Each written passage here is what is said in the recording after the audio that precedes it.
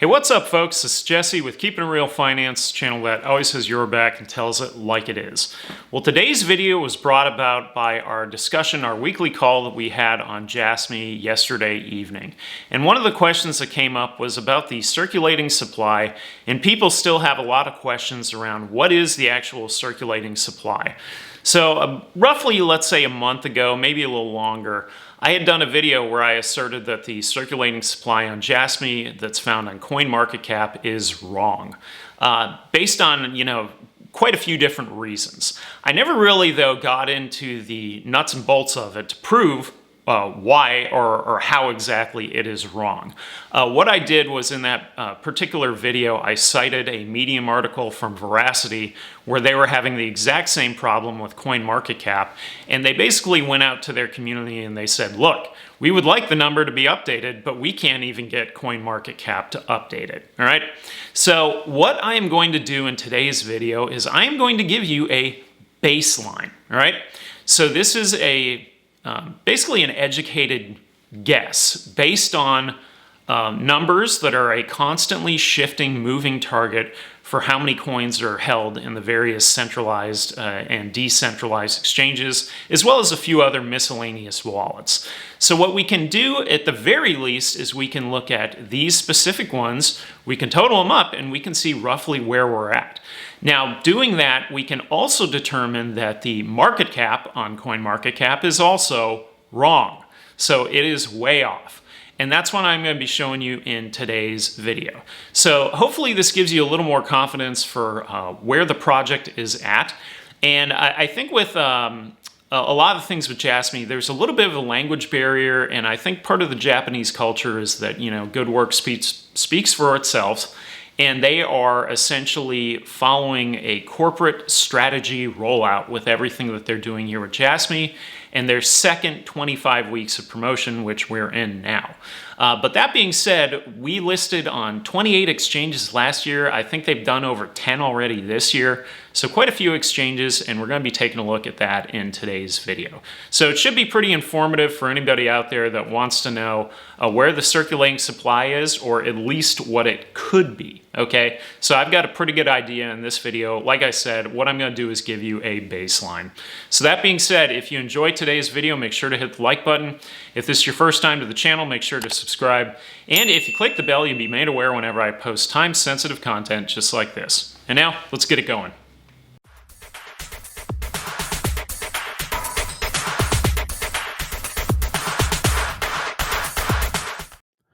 All right, so the inspiration for today's video came from our weekly Jasmy call that we did last night, where the question came up of what exactly is the circulating supply. So I had talked about this quite a while ago, maybe a month plus ago, that I thought that the circulating supply in CoinMarketCap, the number here, this 4.75 billion, roughly 10%, is wrong. I then cited an article on medium.com that Veracity did where they said that they were basically citing token supply issues with their coin. And they said that part of the problem was that CoinMarketCap was not counting coins in cold storage.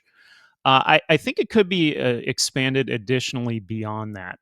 Now, this circulating supply number, all it says is that it's checked verified. We don't know when that happened or how exactly the algorithm was applied.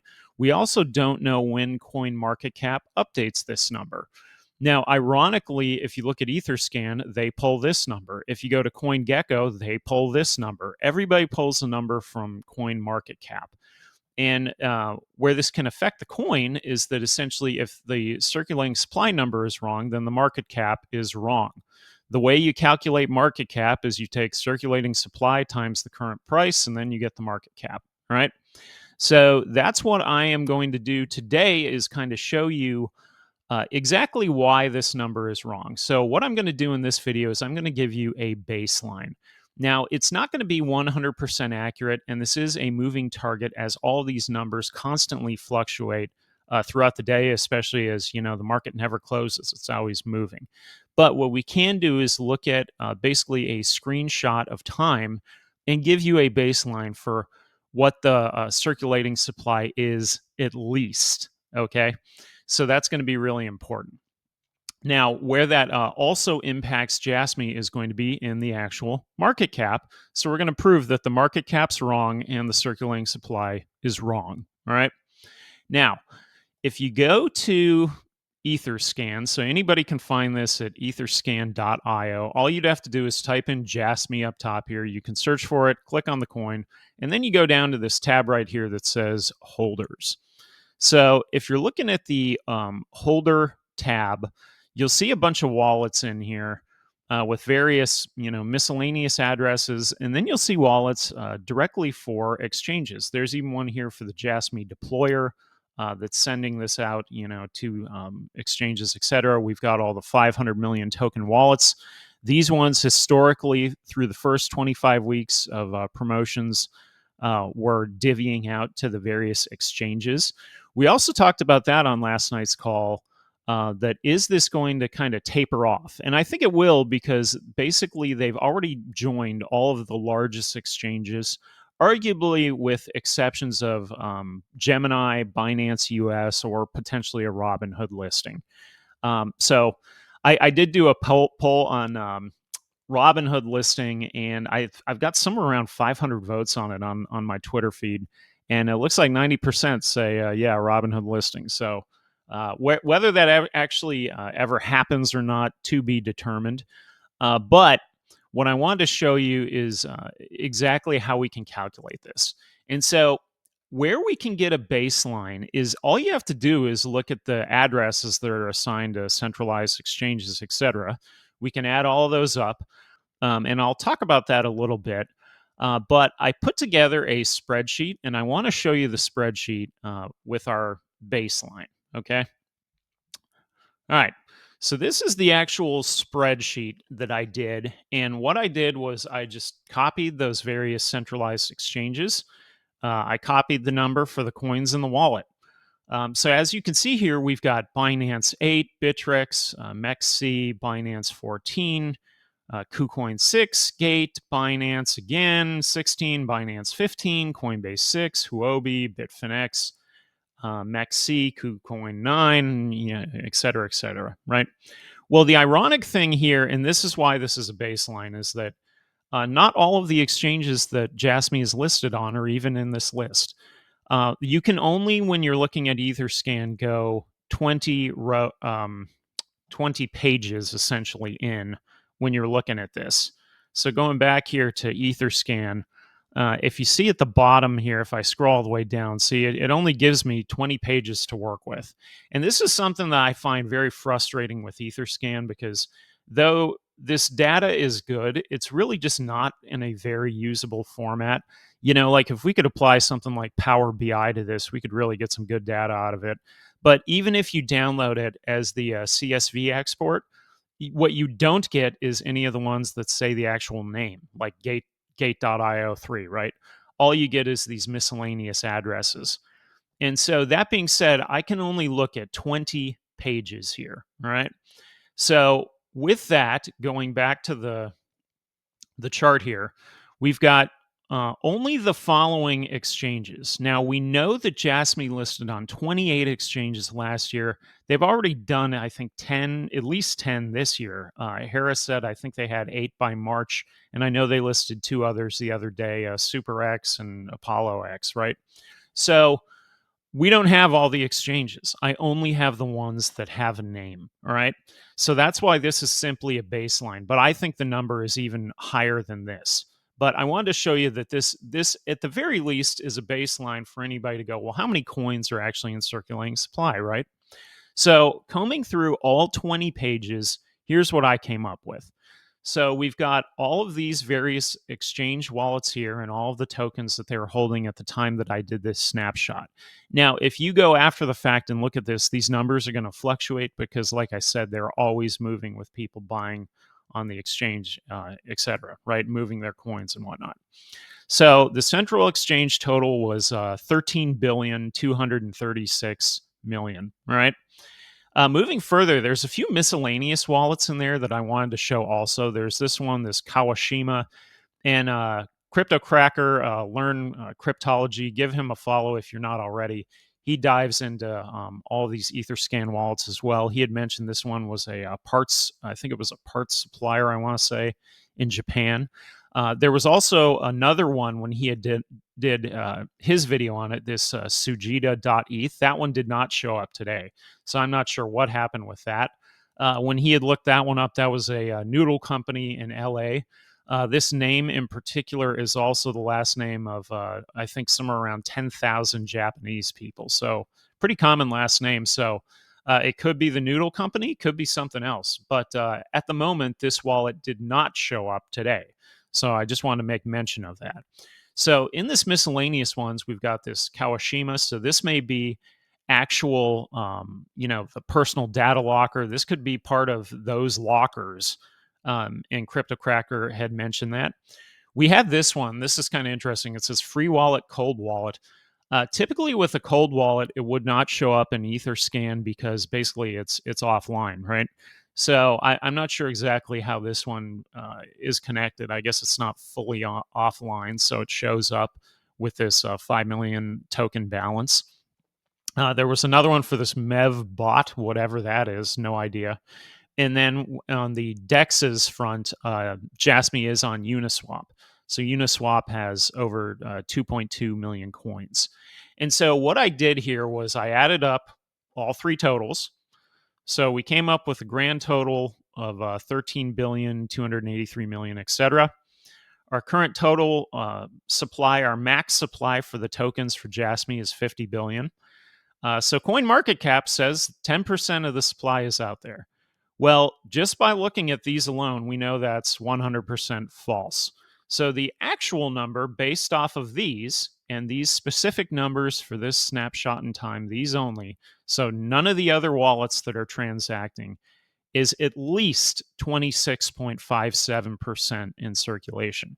Now, I think it's higher because, again, like I mentioned earlier, we've probably got at least somewhere around 38, 40 exchanges. Obviously, I do not have anywhere near that in this list. I maybe have a third of that, if even a third, maybe even just a quarter of that, right? Also, with Coinbase 6 in particular, this one seems to move coins in and out of various wallets that are not named. So there could be even more with Coinbase 6. So our number on circulating supply could probably even be double this. All right.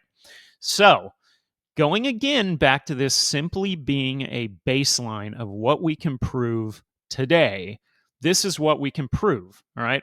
So CoinMarketCap says that the coin market cap for Jasmy is, as of this video, was 106 million. Now, market cap, again, is determined by circulating supply times the price, right? So what I went ahead and did is I did our new circulating supply based off of these following numbers here, times the price, and our actual market cap was closer to 300 million, right? Additionally, that would move us up all the way to about a number 165. So we nearly triple in market cap, all right? Now, I actually think, like I said, that this circulating supply number could even be double this.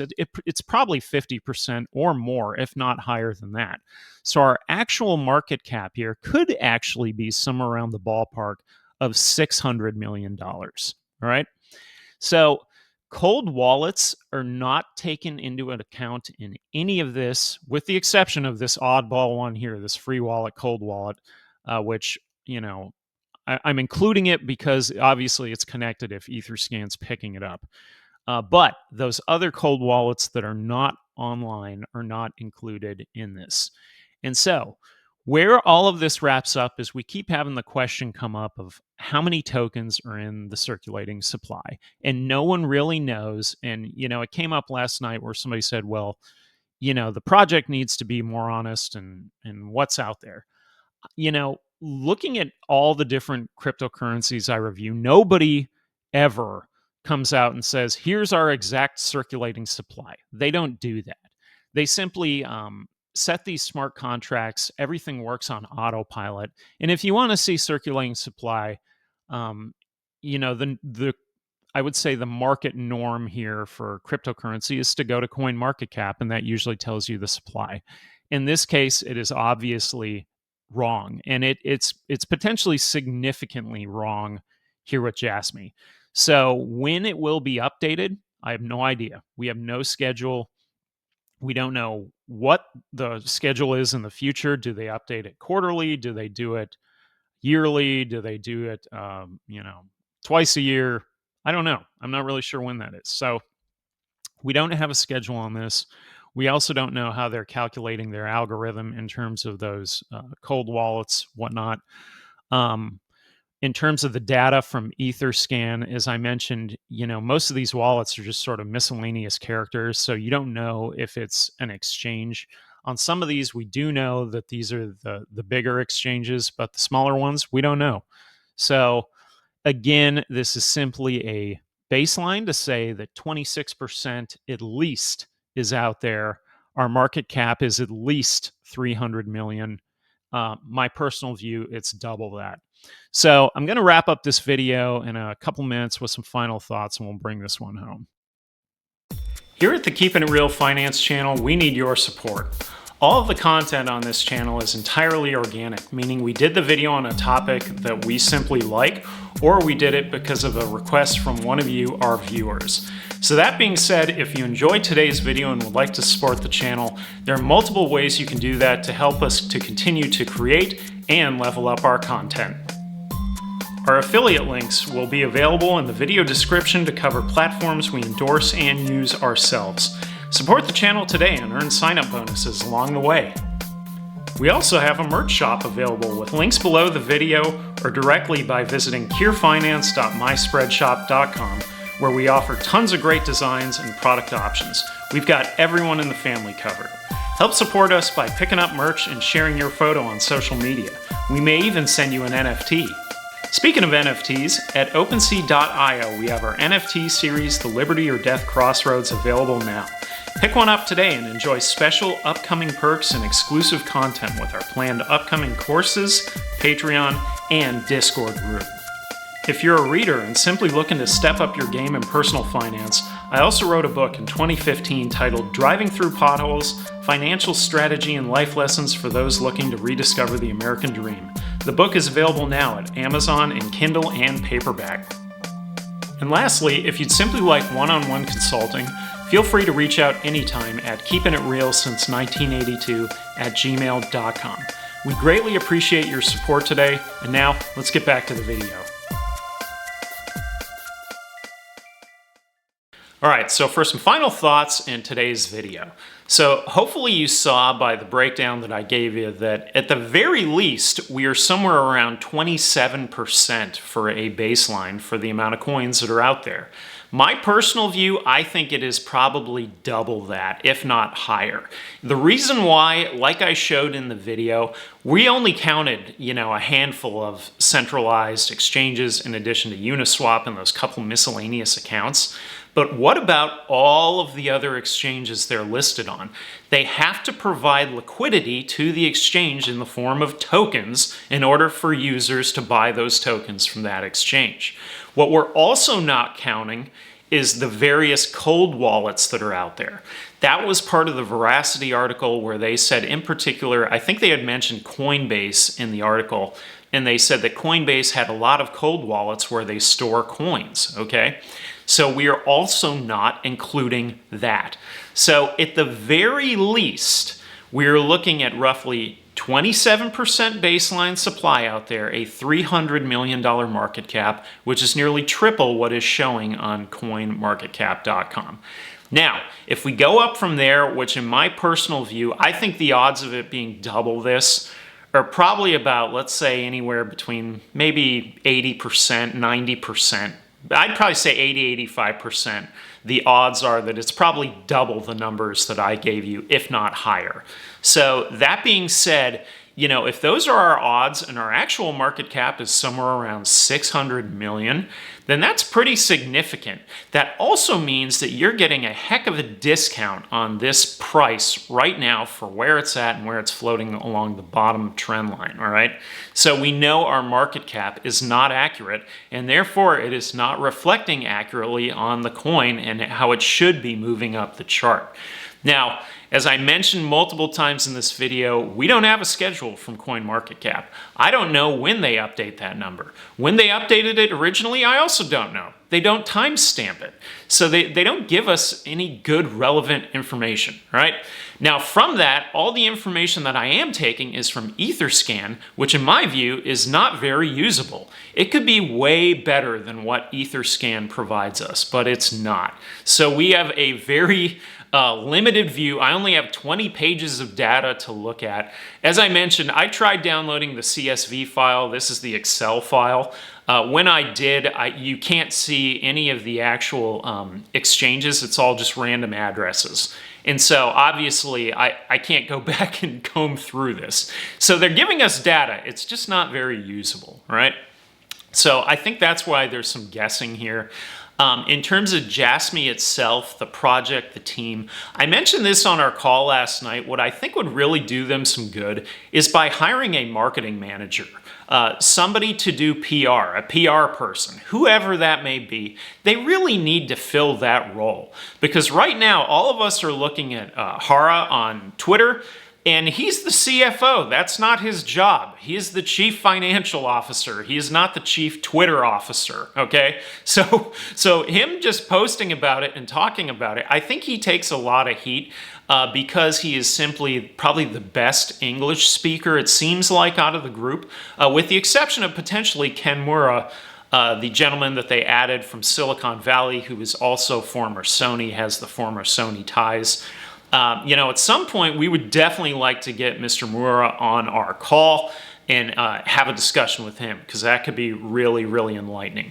But in the meantime, my personal view is I think Jasmy really needs to add that role of a marketing person to handle the marketing aspect of this because I think in the day-to-day, it's getting a little lost in the shuffle and not quite the clearest message as it could be if we had somebody in control of marketing, handling all those different functions. Obviously, they have a Medium page, but I feel like we need somebody else in this role who can do that and focus on it, and then Hera can focus on the chief financial officer side, right?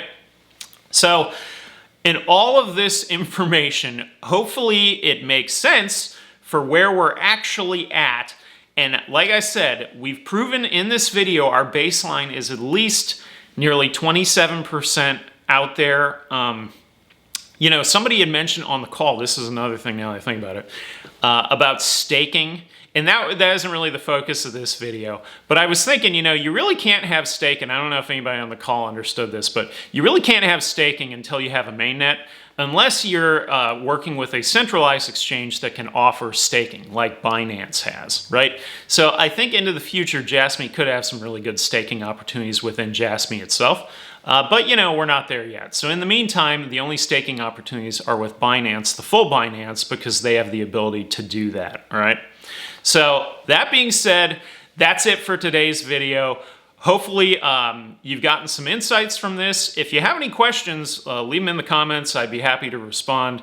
I keep doing these Jasmy videos because there's just so much content. There's so much from the community. Everybody's looking for information. None of us know everything, but working together, we can all kind of figure out what's happening here and sort of drive this community. And that's what we try to do in our group and our weekly call. So if you missed the call last night, by all means, try to get on the call next week. You could learn a lot of great information. A lot of really good speakers were on the call. Quite a few that I hadn't even heard before that bring completely different perspectives. You always learn something, so it's very informative. So that being said, this video, we know that the circulating supply is wrong. I've proven it, and I've proven where our baseline is, all right? So if you enjoyed the video today, make sure to hit the like button. Don't forget that, again, I am on Twitter at KIR Finance, where you can find me tweeting, retweeting, or you can join our Twitter Spaces group and get on that call next Sunday. And other than that, for a friendly reminder, this is Jesse with Keeping It Real Finance, channel that always has your back, tells it like it is, and I will see you on the next one. Later.